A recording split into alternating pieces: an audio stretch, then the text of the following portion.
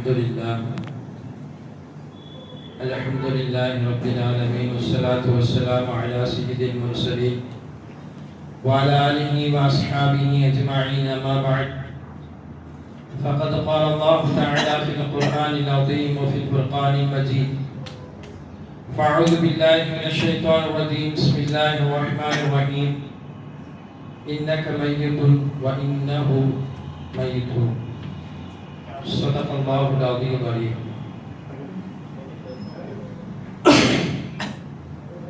கண்ணியப்படுத்திய அல்லாஹ்வின் நல்லடியார்களே,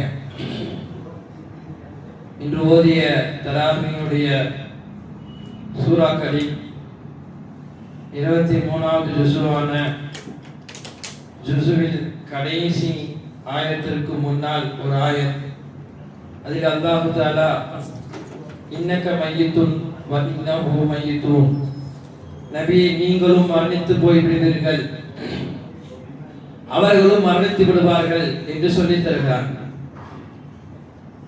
அல்லாஹ் தஆலா இந்த ஆயத்தில் பெருமானார் ஸல்லல்லாஹு அலைஹி வஸல்லம் அவர்களுக்கு உண்டான மரணத்தை குறித்தும் உலகளவில் வாழக்கூடிய யாராக இருந்தாலும் மரணித்தே ஆக வேண்டும் என்பதை குறித்தும் பேசுகிறார். பொதுவாக உலகத்தினுடைய நீதி, மனிதன் எதையுமே மறந்து விடுவான், மறுக்கவும் செய்வான். மறுப்பதும் அதிகமாக மறுக்கக்கூடியவர்கள் இருக்கத்தான் செய்கிறார்கள், மறந்து போபவர்களும் அதிகமாக இருக்கத்தான் செய்கிறார்கள். அதை பார்த்தால் உலகத்தில் எதை வேண்டுமானாலும் மனிதன் மறக்கவும் செய்வான், மறதியாளன் மறுக்கவும் செய்வான். அவனுடைய விஷயத்தில் அதை விட்டும் அவன் மறுத்து விடுவான். ஆனால் மறுக்கவும் செய்ய முடியாமல், மறக்கவும் செய்ய முடியாமல் உலகத்தில் ஒரே ஒன்று இருக்கிறது என்று சொன்னால் அது மரணம் மட்டும்தான். உலகத்தில் கடவுளே இல்லை என்று சொல்லக்கூடிய நாத்திகனும் கூட இதிலே ஒன்று சேர்ந்து விடுகிறான். மரணம் என்பது கிடையாது என்று சொல்லி தரமாட்டான். காரணம், அல்லாஹ் குர்ஆனில் மரணத்தை குறித்து ஏராளமாக பேசி தருகிறான். அவருடைய அத்தியாயங்கள் காண கிடைக்கின்றன. இந்த வசனத்தில் மட்டுமல்ல, மரணத்தை குறித்து விதவிதமாக பல அத்தியாயங்களில் குர்ஆனில் அல்லாஹ் தஆலா மிக தெளிவாகவே பேசி தருகிறார். ஒரு அத்தியாயத்தில் இப்படி சொல்வான், வலவ் குன்தும் ஃபீ புரூஜின் முஷய்யதா, நீங்கள் உறுதி மிகுந்த கோட்டையிலே இருந்தாலும் உங்களை மரணம் வந்தே அடையும். குர்ஆனுடைய வார்த்தைகளில் மரணத்தை குறித்து அச்சமூட்டி எச்சரிக்கை செய்யக்கூடிய அத்தியாயங்கள் ஏராளம். அதில் நாம் பார்க்கக்கூடிய ஒரு சில அத்தியாயங்களில் ஒரு அத்தியாயத்தை அல்லாஹ் இப்படி சொல்லித் தருகிறார், நீங்கள் உறுதிமிக்க கோட்டையில் இருந்தாலும் மரணம் உங்களை வந்தே தீரும். நூஹ் அலைஹிஸ்ஸலாமை குறித்து கொஞ்ச நாளுக்கு முன்னால் நாம் வரலாறுகளை படித்தோம். அவன் மகன் கன்ஆன், நூஹ் அலைஹிஸ்ஸலாமுடைய மகன் கன்ஆன் தனக்கு மரணம் வரக்கூடாது என்பதற்காக எவ்வளவு பெரிய மலையின் மீதெல்லாம் ஏறிக்கொண்டான். கடைசியிலே அல்லாஹ் எப்படி அழித்தான் என்பதை குறித்தெல்லாம் பார்த்தோம். அதைத்தான் அல்லாஹ் சொல்கிறான், நீங்கள் எவ்வளவு உறுதி மிகுந்த கோட்டையிலே இருந்து கொள்ளுங்கள், ஆனால் குறிப்பிட்ட நேரத்தில், குறிப்பிட்ட இடத்தில், குறிப்பிட்ட முறையில் உங்களை மரணம் வந்தே அடையும். சூரா ஜும்மாவிலே இன்னொரு வசனத்தில் அல்லாஹ் இப்படி சொல்லி தருகிறான், நீங்கள் விரண்டு எப்பொழுது இந்த உலகத்திலே ஓடி போனாலும் ஒளிந்து போனாலும் மரணத்தின் பிடியிலிருந்து நீங்கள் தப்ப முடியாது. எங்கு வேண்டுமானாலும் போகலாம், ஆனால் மரணம் உங்களை ஒரு கணத்தில் வந்தே தீரும். இன்னொரு வசனத்தில் அல்லாஹ் இப்படி சொல்லி தருகிறான், நபியே உலகில் யாரும் நிரந்தரமாக இருக்க போவது கிடையாது. நீங்களும் மௌத்தாகி விடுவீர்கள், உங்களை எதிர்க்கக்கூடியவர்களும் மௌத்தாகி விடுவார்கள் என்பதை அல்லாஹ் குர்ஆனிலே கூறி காட்டுகிறார். ரசூலுல்லாஹ்வுக்கு அல்லாஹ் ரெண்டு விஷயத்தை சொல்றான். நீங்களும் மௌத்தாகிறீங்க, நீங்களே மௌத்தாகி விடுவீர்கள் என்று அல்லாஹ் சொல்லும்போது உங்களை எதிர்க்கக்கூடியவர்களையும் மற்றவர்களையும் நான் எப்படி விட்டு வைப்பேன்? அல்லாஹ் உலகத்தில் ஒரு மனிதனுக்கு மௌத்தே கொடுக்க கூடாது என்று இருந்திருந்தால் அதை பெருமானார் ஸல்லல்லாஹு அலைஹி வஸல்லம் அவர்களுக்கு அல்லாஹ் கொடுத்திருப்பார்.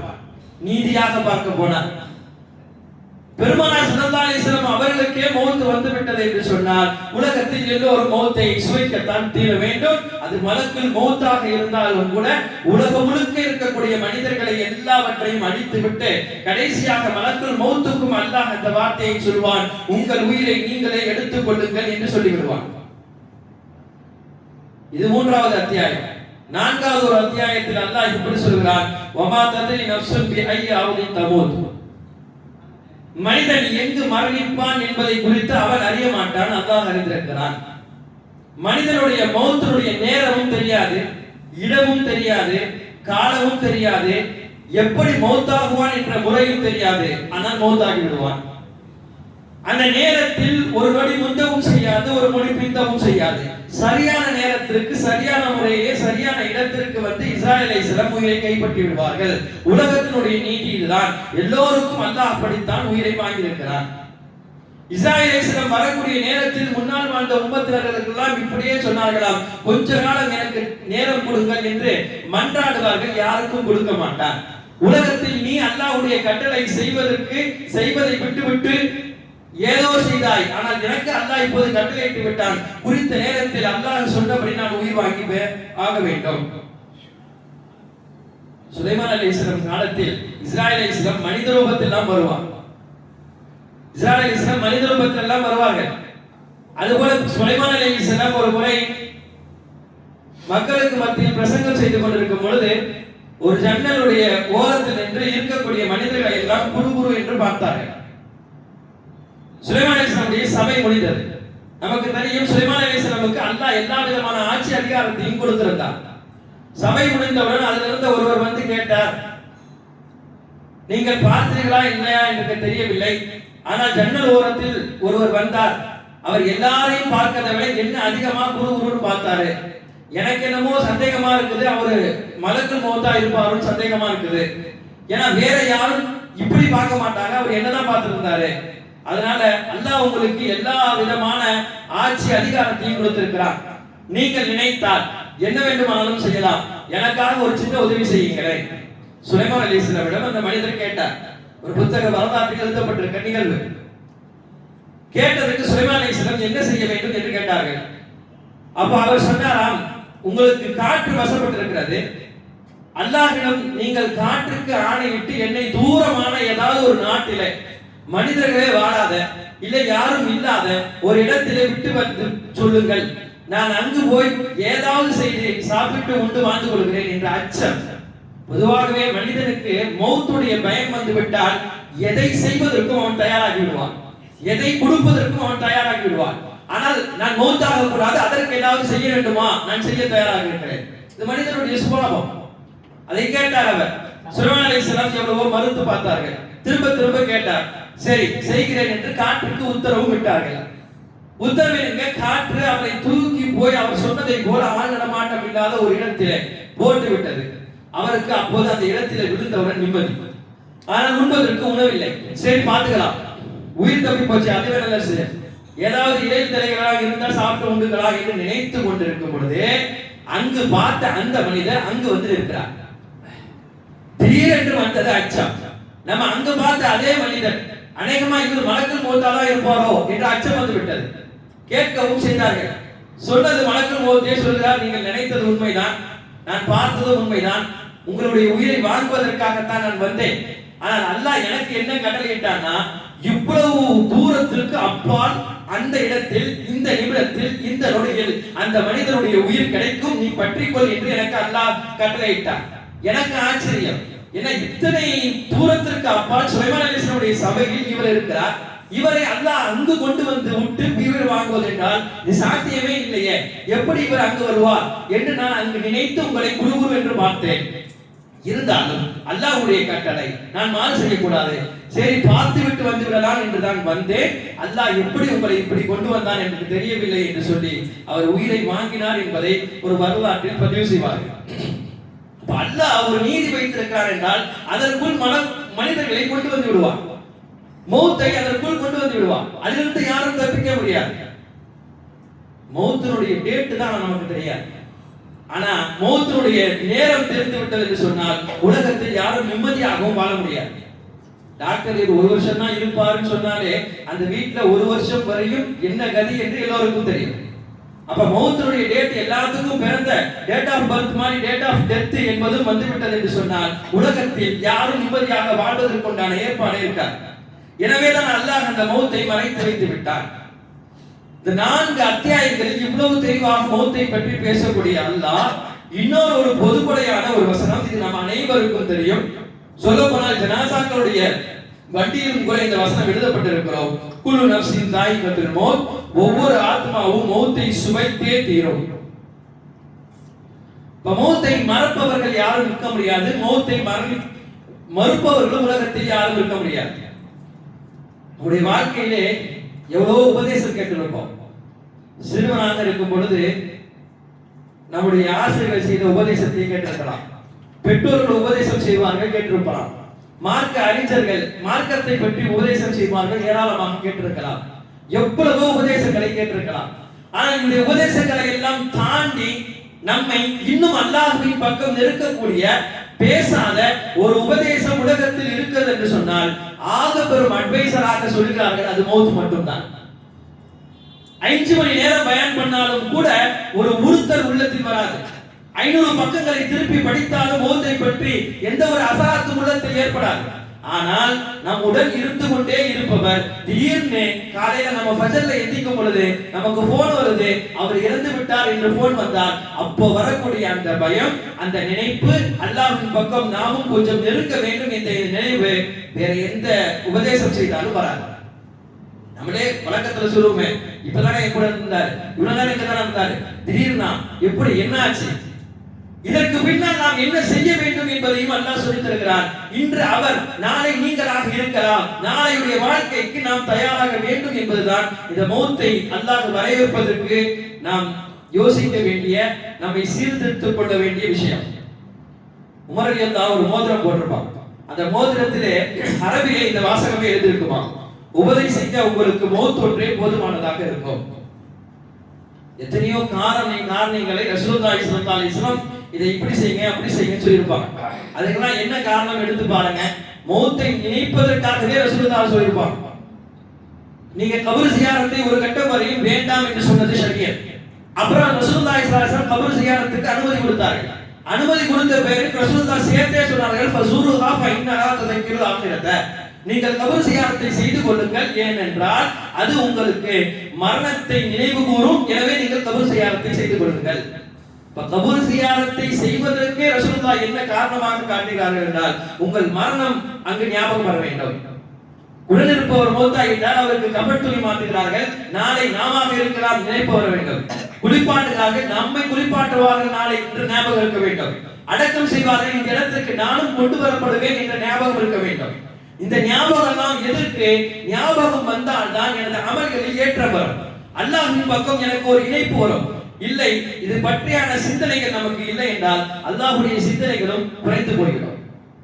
நம்மெல்லாம் கேள்விப்பட்டிருக்கலாம், ஜனாசாவை தூக்கி செல்லும் பொழுது உண்மையிலேயே அது ஒரு நல்ல ஜனாசாவாக இருந்தால் அது சொல்லுமாம், அஜ்ஜிலூனி அஜ்ஜிலூனி, என்னை விரைவாக கொண்டு செல்லுங்கள், விரைவாக கொண்டு செல்லுங்கள். அதுவே அந்த ஜனாசா, அந்த மையத்து பாவமான அடியானாக இருந்தால் அவன் சொல்லுவானாம், ஐன தஹ்மிலூனி ஐன தஹ்மிலூனி, என்னை எங்க கொண்டு போறீங்க, என்ன எங்க கொண்டு போறீங்க என்று கேட்பான். என்னை விட்டு விடுங்கள் என்று சொல்வான். அப்ப மறுமையினுடைய வாழ்க்கை எப்போது பிறக்குகிறது என்றால், நாம் கண் மூடியவுடன் அந்த வாழ்க்கை பிறந்து விடுகிறது. கண் மூடாத வரை, இந்த கண் திறந்திருக்கும் வரை இந்த உலகம் நிஜமாக இருக்கிறது, கண் மூடிய பிறகு இந்த உலகம் பொய்யாகிறது, நாளை மறுமை உண்மையாகிறது. அதை உண்மையாக நினைத்தவர்கள் உலகத்தினால் இலகுவாக அமல் செய்வதற்கு அவர்களுக்கு சாத்தியமாக இருக்கிறது.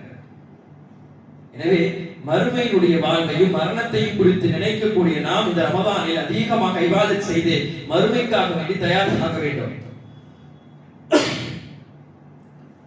உலகத்தில் முடிந்து மறுமையினுடைய வாழ்க்கை என்பது, அதிலும் முதல் கட்டமான இந்த கபருடைய வாழ்க்கையை பற்றி பேசினால் பேசிக்கொண்டே போகலாம்.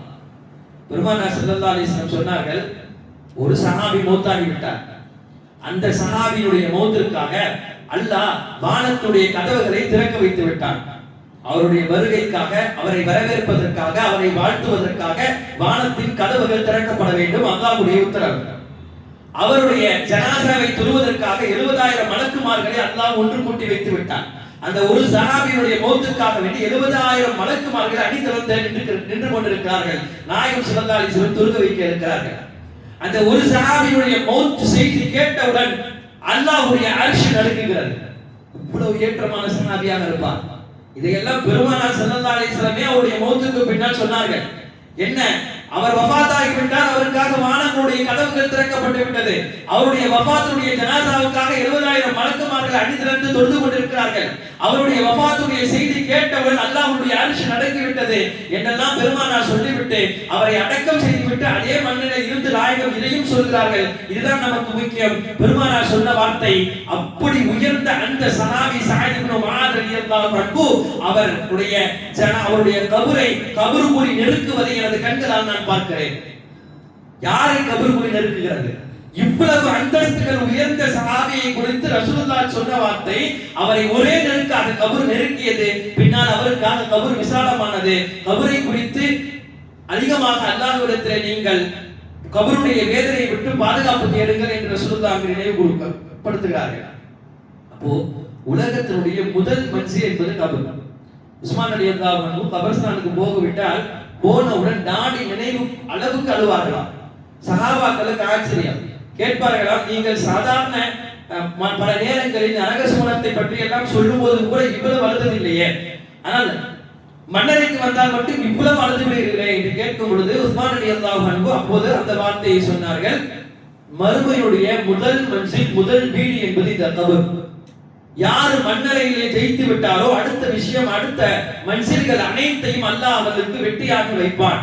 ஆனால் யார் இந்த மன்னரை விஷயத்தில் தோற்று விட்டாரோ அடுத்தடுத்து வரக்கூடிய வாழ்க்கையை, அடுத்தடுத்து வரக்கூடிய நிகழ்வுகளை அல்லாஹ் அவருக்கு ஒன்றுமில்லாமல் ஆக்கி விடுவான். எனவேதான் பெருமானார் ஸல்லல்லாஹு அலைஹி வஸல்லம் அதிகமாக மரணத்தை நினைவு கூற சொன்னார்கள். பெருமானார் ஸல்லல்லாஹு அலைஹி வஸல்லம் சஹாபாக்களிடம் பேசிக் கொண்டிருக்கும் பொழுது மரணத்தை நினைவு கொண்டார்கள். ஒரு சஹாபியுடைய கபருக்குழி தோண்டப்பட்டிருக்கிறது. பெருமானார் ஸல்லல்லாஹு அலைஹி வஸல்லம் கேள்விப்பட்டு உடனே அந்த இடத்துக்கு போகிறார்கள். பக்கத்துல நம்மலாம் கபருக்குழி பக்கத்துல எங்காச்சும் இடம் இருந்துச்சு, மேல இருந்துச்சுன்னா உட்காருவோம். அதுபோல பெருமானார் ஸல்லல்லாஹு அலைஹி வஸல்லம் அந்த இடத்துல உட்கார்ந்தாங்க. கபருக்குழி தோன்ற வரை ரசூல் அங்கேயே நின்றாங்க. எல்லாம் முடிஞ்சிச்சு. பெருமானார் ஸல்லல்லாஹு அலைஹி வஸல்லம் சஹாபாக்களை பார்த்து கேட்டார்களாம், இந்த கபருக்குழியை பார்த்தீர்களா? நீங்கள் யோசிச்சிருக்கீங்களா? கொஞ்சம் யோசியுங்கள். இந்த கபருக்குழி இன்னைக்கு இவருக்காக தோண்டப்பட்டிருக்கிறது, நாளைக்கு நமக்காக தோண்டப்படும். அப்படி தோன்றப்படும் பொழுது நாம் இந்த இடத்திலே இருப்போம். இந்த இடத்திலே வருவதற்காக நீங்கள் யார் அமல் செய்கிறீர்களோ அமல் செய்து கொள்ளுங்கள் என்று பெருமானார் ஸல்லல்லாஹு அலைஹி வஸல்லம் சஹாபாக்களிடம் பேசினார்கள். ரசூலுல்லாஹ் என்ன சொல்ல வராங்க? நீங்கள் அமல் செய்து கொண்டால் அமல் செய்து கொள்ளுங்கள் என்று ரசூலுல்லாஹ்வுடைய இந்த வார்த்தை நமக்கு சொல்லி தருகிறது. அமல் செய்தால் அந்த இடம் என்பது பூஞ்சோலையாகும். அமல் செய்யவிட்டால் அந்த இடம் என்பது கபருக்குழி என்பது அது மிகப்பெரிய படுகொலியாக ஆகுவதற்கும் வாய்ப்பு இருக்கிறது. சந்தர்ப்பம் கிடைக்கும் பொழுதெல்லாம் பெருமானார் மரணத்தை குறித்து சஹாபாக்களை யோசிக்க சொன்னார்கள். வெளிப்பள்ளியிலே சஹாபாக்கள் ஒன்று கூடி சும்மா, அவர்களும் மனிதர்கள் தானே, பேசிக்கொண்டே இருக்கும் பொழுது வெடிச்சிருப்பு சிரித்தார்கள், சத்தமாக சிரித்தார்கள், பல் தெரியும் அளவுக்கு சிரித்தார்கள். ரசூலுல்லாஹ் அந்த அளவுக்கு கடந்து போனாங்க. பெருமானார் ஸல்லல்லாஹு அலைஹி வஸல்லம் கூப்பிட்டு கண்டித்தார்கள், என்ன இப்படி சிரிக்கிறீர்களே? நான் பார்ப்பதை நீங்கள் பார்த்தால் இவ்வாறு சிரிக்க மாட்டீர்கள். ரசூலுல்லாஹ் என்ன சொன்னாங்க? ரசூலுல்லாஹ்வுக்கு இந்த கபருடைய வேதனை, நரகத்துடைய வேதனை, அனைத்தும் சுவனத்துடைய சுகபோகங்கள் எல்லாம் கண்ணால் காட்டப்பட்டது. எனவேதான் ரசூலுல்லாஹ் சொன்னார்கள், நான் பார்த்ததை எல்லாம் நீங்கள் பார்த்தீர்கள் என்றால் நீங்கள் இவ்வாறு சிரிக்க மாட்டீர்கள். முழுக்க அல்லாஹ் குர்ஆனிலே இத்தனை அத்தியாயங்களை வழிநெடுங்களும் மரணத்தை குறித்து மௌத்தை குறித்து பேசுகிறார் என்றால் மௌத்துடைய நினைப்பு வந்தவனுக்கு கண்டிப்பாக அதிகமாக அமல் செய்வதற்குண்டான பாக்கியத்தை அல்லாஹ் கொடுப்பான். பெருமானார் ஸல்லல்லாஹு அலைஹி வஸல்லம் கடைசி கட்டம், ரசூலுல்லாஹ் மௌத்தாகுவதற்கு ஒரு மாதம் இருக்கிறது. 63 வயது ரசூலுல்லாஹ்வுக்கு. கடைசி ஜும்மாவுக்கு பெருமானார் வரும் பொழுதே தலையிலே நல்ல ஈர துணியை கட்டி கொண்டு சரியான தலைவலியில் பெருமானார் வருகிறார்கள். மெம்பர் படியிலிருந்து ரசூலுல்லாஹ் பயான் நிகழ்த்துகிறார்கள். பெருமானார் வருடத்திற்கு ஒரு வருடம் வஃபாத்திற்கு முன்னாலே தான் அல்லாஹ்விடத்திலே செல்வதை பலவிதமான செய்திகளுடன் சஹாபாக்களிடம் சொல்லியிருக்கிறார்கள். புரிந்த சஹாபாக்கள் எல்லாம் அழுது இருக்கிறார்கள். ரசூலுல்லாஹ்வுடைய கடைசி மௌத்து நிலை ஒரு வாரம் 2 வாரத்துக்கு முன்னாடி கடைசி ஜும்மா.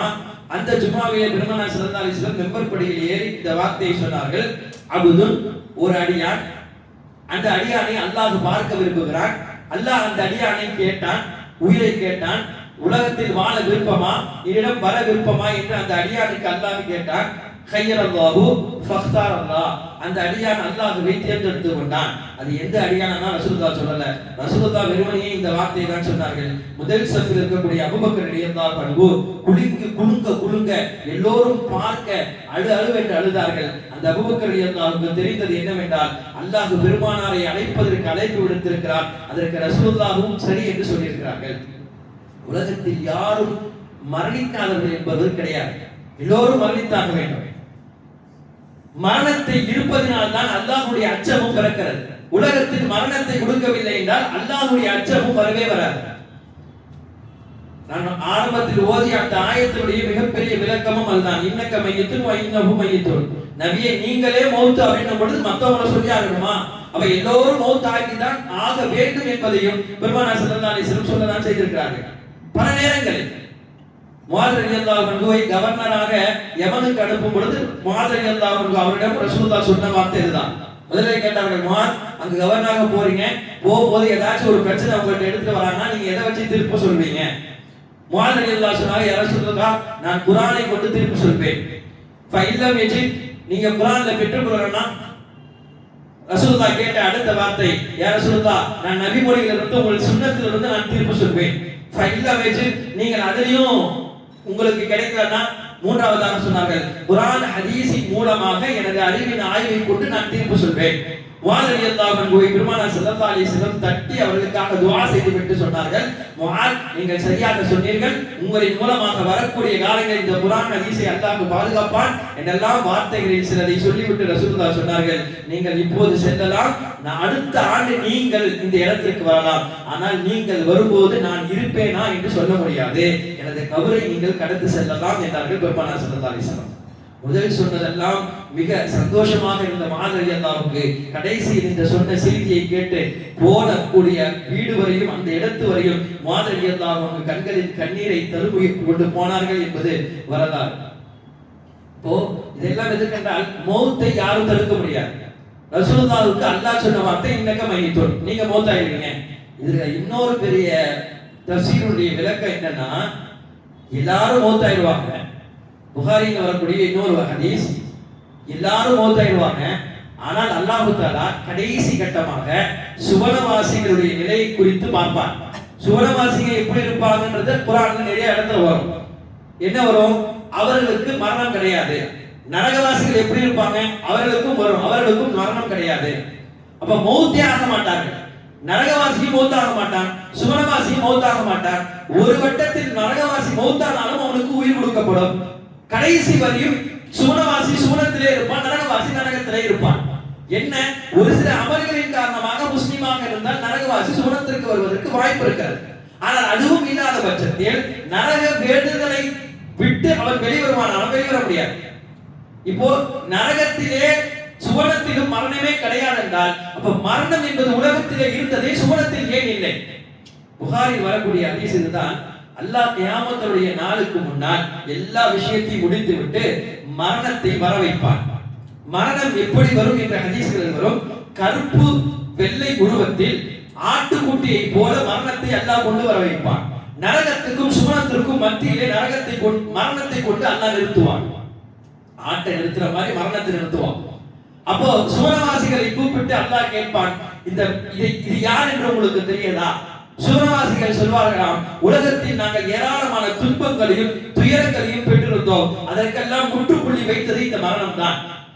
எங்களை அனைத்து துன்பங்களை விட்டு விடுவித்தது இந்த மரணம் தான். சுவனவாசியை அனுப்பி விடுவார். நரகவாசிகளை கூப்பிட்டு அல்லாஹ் கேட்பான், இது யாரு தெரிகிறதா? நரகவாசி சொல்வார்களாம், உலகத்தில் நாங்கள் சுகபோகமாக இருந்தோம், மகிழ்ச்சியாக வாழ்ந்து கொண்டிருந்தோம், எங்கள் மகிழ்ச்சிக்கெல்லாம் முடிவு கட்டது இந்த மரணம் தான் என்று நரகவாசி சொல்வார்கள். நரகவாசியையும் அனுப்பி விடுவான் அல்லாஹ். கடைசியில் ஆட்டுக்குட்டியை போல இருக்கக்கூடிய கருப்பு வெள்ளையுடைய இந்த மரணத்திற்கு அல்லாஹ் சொல்வான், இதை அருங்கள் என்று கட்டளையிடுவான். அந்த மரணத்தை அறுக்கப்படும். உலகத்தில் யாருக்கும் மரணம் அல்ல, மரணத்திற்கும் கூட அல்லாஹ் மரணத்தை கொடுப்பான்.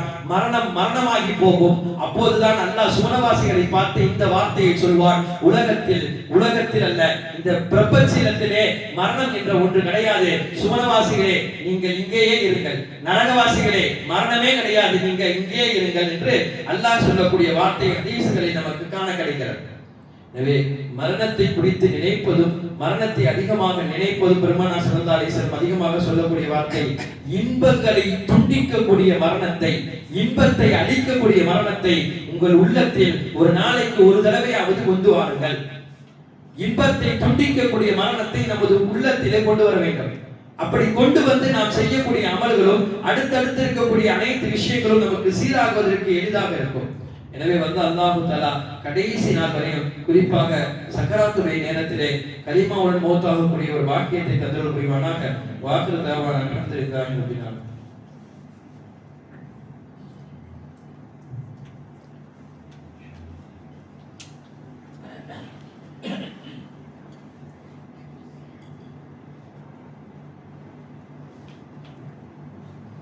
الحمد لله رب العالمين اللهم صل على سيدنا